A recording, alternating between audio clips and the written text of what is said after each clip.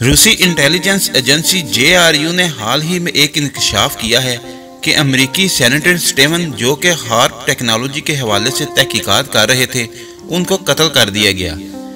उनकी तहकीक में ये बताया गया कि अमेरिका हार्प टेक्नोलॉजी को कंट्रोल कर रहा है और इसकी सीक्रेट बेस अमेरिकी रियासत अलास्का में मौजूद है।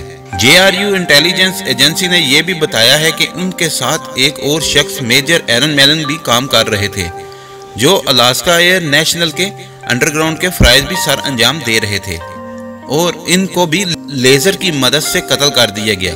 एक रूसी स्कॉलर कल्चर फाउंडेशन के deputy head and Joel Shams ने कहा है कि वो रिसर्च कर रहे थे कि हार्प किस तरह काम करता है और मेरे हाथ ऐसे सबूत लगे जिनसे ये बात वाज़ेह होगी कि अमेरिका पाकिस्तान में हार्प टेक्नोलॉजी का इस्तेमाल कर रहा है, जिससे पाकिस्तान में बेमौसमी बारिशें और सैलाब आ रहे हैं।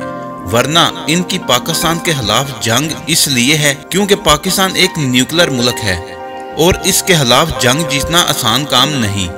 पाकिस्तान पर हर तरफ से हमले हो रहे हैं, लेकिन हम हैं कि इस बात को मानने को तैयार नहीं कि हार्प नाम की भी कोई टेक्नोलॉजी मौजूद है।